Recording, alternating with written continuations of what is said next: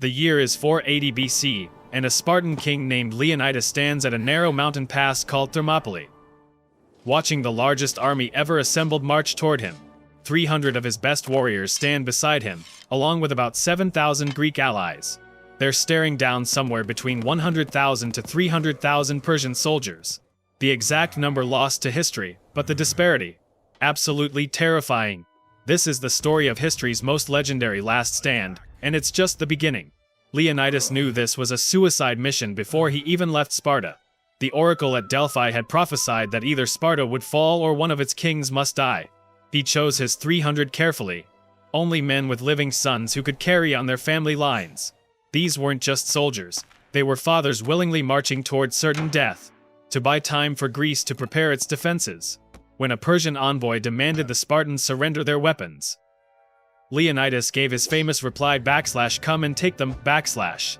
The fighting began on the 5th day. Wave after wave of Persian infantry crashed against the Spartan phalanx like water against stone. The pass was so narrow that Persia's massive numerical advantage meant nothing. They could only send a few dozen men at a time through the gap.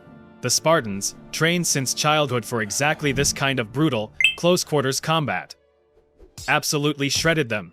Persian soldiers stumbled over the bodies of their own dead, and still the Spartans held. King Xerxes, watching from his throne, couldn't believe what he was seeing.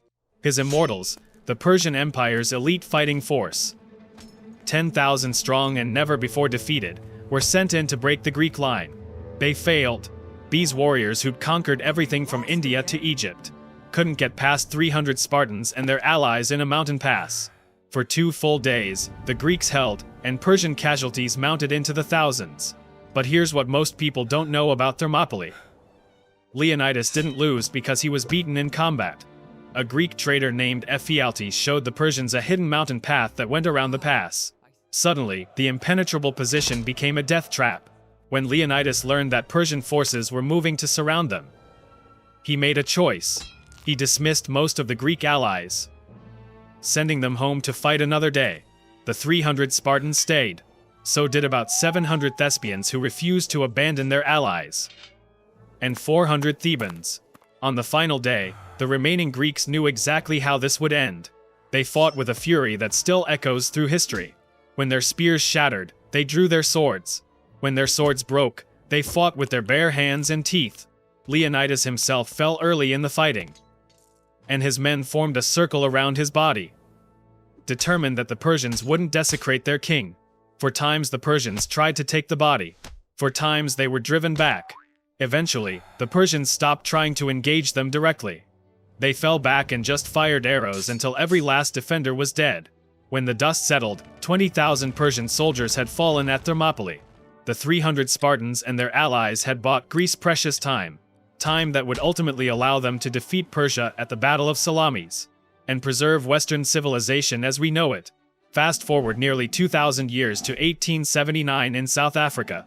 A small mission station called Rorke's Drift is about to become the site of another impossible defensive stand. 150 British soldiers, many of them sick or wounded, are about to face 4,000 Zulu warriors fresh off a victory, where they'd annihilated an entire British column. Lieutenant John Chard and Lieutenant Gonville Bromhead receive word that the Zulus are coming. They have maybe 2 hours to prepare. What do you do when you're outnumbered 27-1? Most people would run. These guys started stacking bags of corn and biscuit boxes to build makeshift walls. They turned a missionary station and hospital into a fortress, using whatever they could find: mail-eye bags, biscuit tins, wagons. It wasn't pretty, but it would have to do. The Zulu army appeared on the horizon around 4:30 in the afternoon. Imagine seeing that. Thousands of warriors, perfectly disciplined, moving in formation, their shields and spears catching the African sun. The British soldiers were mostly rear echelon troops, sick and injured men, who'd been left behind when the main force marched out. This wasn't supposed to be their fight. The Zulus had already proven they could destroy British forces that morning at Isandlwana. This should have been a massacre. It wasn't. When the Zulus charged, the British opened fire with their Martini Henry rifles. The defenders could fire 12 rounds a minute, and every shot counted. Bodies began piling up in front of the makeshift barricades, but the Zulus kept coming. They weren't mindless. They were tactical, probing for weaknesses, using the cover of smoke and terrain. They set the hospital on fire, forcing the British to evacuate wounded men while simultaneously fighting off attackers on all sides. Private Henry Hook found himself trapped in a burning building with patients who couldn't walk. He used his bayonet to smash through walls, creating an escape route room by room while Zulus tried to break down the doors behind him. He saved multiple lives while the building burned around him. That's not training, that's something else entirely. The fighting continued through the night. 12 straight hours of combat. The British line contracted as men fell, their makeshift fortress shrinking as they were pushed back. Ammunition ran low. The Zulus wore chants mixed with rifle fire and screaming. Then, as the sun rose on January 23rd, something unexpected happened. The Zulus withdrew. They'd lost over 500 warriors trying to take the position. The British had held with just 17 dead and inflicted casualties at a ratio that defied military logic. 11 Victoria Crosses were awarded for the defense of Rorke's Drift, the most ever given for a single action, because sometimes the math doesn't matter. Let's jump to World War II. April 1945. Berlin is falling. The Third Reich is collapsing, but in a basement command post beneath the Reich Chancellery, a small group of SS officers are making a decision that will become one of the strangest last stands in history. They're not defending Hitler. He's already dead. They're defending a bridge. The Weidendammer Bridge crosses the Spree River in central Berlin. It's one of the last escape routes out of the government district. Thousands of German soldiers and civilians are trying to cross it to escape the advancing Soviet army. And a handful of SS troops have decided they're going to hold that bridge as long as possible so people can get across. This isn't about ideology anymore. The war is over. Everyone knows it. These men are buying time for strangers to escape a city that's being consumed by fire and Soviet artillery. They set up machine gun positions on both ends of the bridge. Soviet forces are advancing from multiple directions. The SS troops, maybe 30 of them, are facing entire Soviet battalions. The fighting starts around midnight on May 1st. Tracers light up the darkness. The Soviets advance with tanks. The Germans have Panzerfausts, single-shot anti-tank weapons. Every shot has to count because there won't be a resupply. They knock out the first tank, then the second. The bridge becomes a bottleneck of burning vehicles and bodies. Behind them, civilians and soldiers stream across. Mothers carrying children. Wounded men helping each other walk.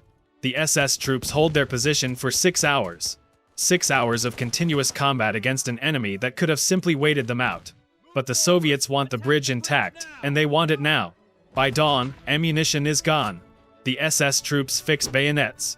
When Soviet infantry finally overruns the position, they find 12 Germans still alive, surrounded by spent shell casings and dead bodies. The Soviets expected to find fanatics. Instead, they found exhausted men who'd stayed at their posts so others could escape. History doesn't remember their names. There's no monument. But hundreds of people made it across that bridge because someone decided to hold the line one last time. Now contrast that with something completely different. The Battle of Wizna, Poland, September 1939. Captain the Ladislaw Regini's commands 720 Polish soldiers defending a network of bunkers along the Nera River. He's facing 42,000 German troops supported by tanks, aircraft, and artillery. The Germans expect to break through in hours. Regini's knows he can't win, but he can delay them. Every hour he holds is an hour for Polish forces to regroup elsewhere. He tells his men they'll fight until the ammunition runs out. Then they'll blow the bunkers with themselves inside rather than surrender. The Germans attack on September 7th. Polish machine guns tear apart the first assault. Then the second. The Luftwaffe bombs the bunkers. Artillery shells rain down. The Germans throw more men forward. They die in piles in front of Polish positions. 3 days pass. The Germans are stunned. This should have been a speed bump, not a battle.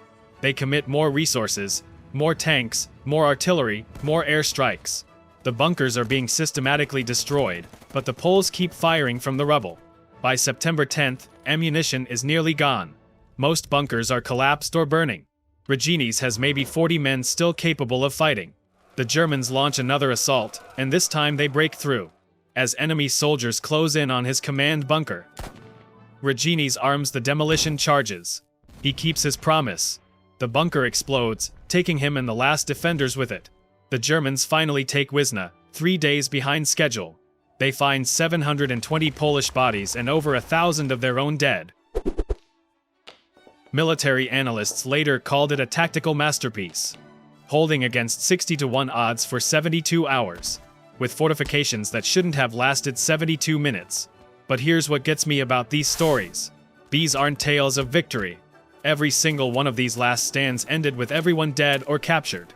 By conventional metrics, they're all failures. So why do we remember them? Because they reveal something about human nature that spreadsheets can't capture. When the Spartans stood at Thermopylae, they knew they were dead men. When the British stacked biscuit boxes at Rorke's Drift, they knew the odds. When Rorke wired his bunker to explode, he knew exactly how it would end. They fought anyway. Not because they thought they'd win, but because someone had to hold the line. Because every hour they bought mattered to someone somewhere else. Because some things are worth dying for even when dying accomplishes nothing but delay. Modern military doctrine doesn't account for this. We have force multipliers and tactical advantages and strategic positions.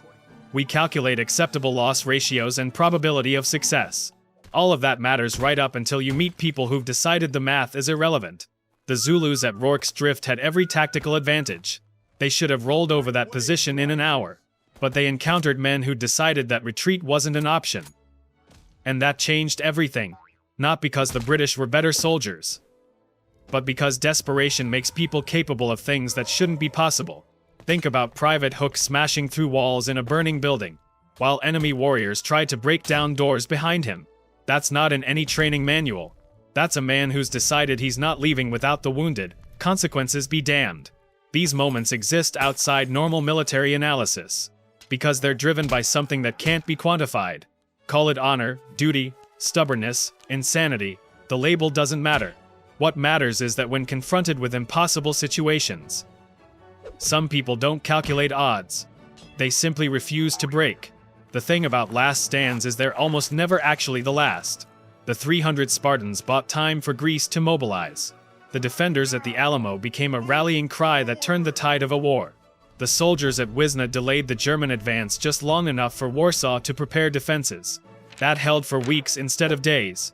Nobody survives to see whether their sacrifice mattered, but it almost always does. Consider what happened after Rorke's Drift. The British awarded 11 Victoria Crosses for that single engagement, the most ever given for one battle. Why? Because the Empire needed heroes after the disaster at Isandlwana. They needed proof that British soldiers could stand against overwhelming odds. Those 150 men didn't just defend a supply station.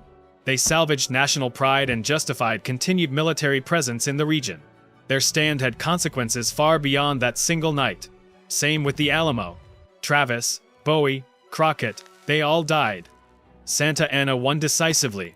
But 6 weeks later at San Jacinto, Texan soldiers charged Mexican positions screaming /remember the Alamo, /. They routed Santa Anna's army in 18 minutes. The last stand became the war cry that won independence. The 189 men who died didn't fail. They just didn't live long enough to see what they accomplished. This pattern repeats throughout history. The last stand fails tactically but succeeds strategically. The defenders die, but their sacrifice buys something intangible: time, inspiration, proof that resistance is possible.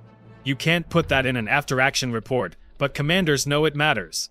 Here's where it gets interesting.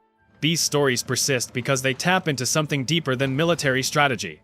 They're about the moment when someone decides that survival isn't the highest priority. That's deeply uncomfortable for modern thinking. We're optimized for self-preservation. Our entire society is built around minimizing risk and maximizing safety. Then we encounter these accounts of people who looked at certain death and said /worth it for reasons that don't make logical sense. The Russians at Osoyek should have surrendered when the gas hit. Continuing to fight while your lungs dissolve is insane by any rational measure. But they charged anyway because letting the Germans through uncontested was worse than dying. That calculation doesn't compute in normal circumstances. It only makes sense when you're defending something you value more than your own life. That's what separates a last stand from just getting wiped out. Plenty of military units throughout history got annihilated because they were outmatched or outmaneuvered. That's not what we're talking about here. A last stand requires the conscious choice to stay when leaving is possible. The Spartans could have retreated. The Alamo defenders could have slipped away before the siege tightened. Rorke could have ordered his men to scatter into the forest. They stayed because the alternative, abandoning their post, was unacceptable. Modern soldiers still face these moments. Iraq and Afghanistan produced countless examples of small units holding impossible positions, because falling back meant leaving wounded behind or exposing civilians to attack. The technology changes, but the fundamental choice remains the same. Do you optimize for your own survival or for the mission? Military historians love analyzing tactics and strategies, but that misses the point of these stories. The tactics at Thermopylae were sound but ultimately irrelevant once the Persians found the mountain path. The defenses at Rorke's Drift were improvised and barely adequate. What mattered wasn't clever maneuvering. It was the decision to hold regardless of cost. That decision echoes forward through time in ways nobody can predict.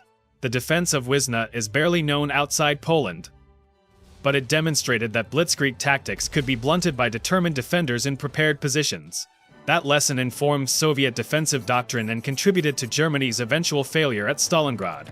720 Polish soldiers nobody remembers helped save millions of Soviet citizens they never met. This is why these stories matter beyond their immediate military context. They're proof that individual choice can affect outcomes that seem predetermined. The Germans had every advantage at Wizna. They still had to pay in blood and time for every meter. The Persians could have bypassed Thermopylae if they wanted. The pass wasn't strategically critical. But Leonidas forced them to fight there, and that changed Persian calculations for the entire campaign. You see this dynamic play out in smaller ways constantly. Every time someone refuses to take the easy path because it compromises something they value, they're making the same essential choice. The stakes are usually lower than death in combat, but the principle is identical. Do you optimize for short-term advantage or for something harder to quantify? The Alamo defenders could have saved themselves. They chose to make Santa Anna pay for Texas. The British at Rorke's Drift could have scattered into the darkness. They chose to protect the hospital patients who couldn't run. Reginis could have surrendered and survived as a prisoner. He chose to make the Germans pay for every inch. None of them lived to see whether their choice mattered. But we remember them precisely because they made it anyway. That's the real lesson of The Last Stand. Sometimes the most important battles are the ones you can't win. You fight them not for victory but because letting them pass unopposed is worse than dying. The math says retreat. The mission says hold. And when those two calculations conflict, some people choose the mission every single time. That choice is what separates a last stand from a massacre. It's what turns tactical defeats into strategic victories. And it's why we still tell these stories centuries later. Because they remind us that spreadsheets don't determine everything. And the people who refuse to accept impossible odds sometimes change the world by losing. What matters is that when everything says quit, some people simply don't. They hold the line because someone has to. Because the alternative is worse than death. Because courage isn't about winning. It's about refusing to break when breaking makes perfect sense.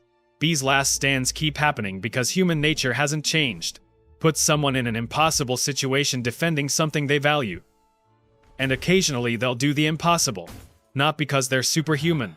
Because they've decided that some things matter more than survival. That's terrifying and inspiring in equal measure. And it's why we can't stop telling these stories.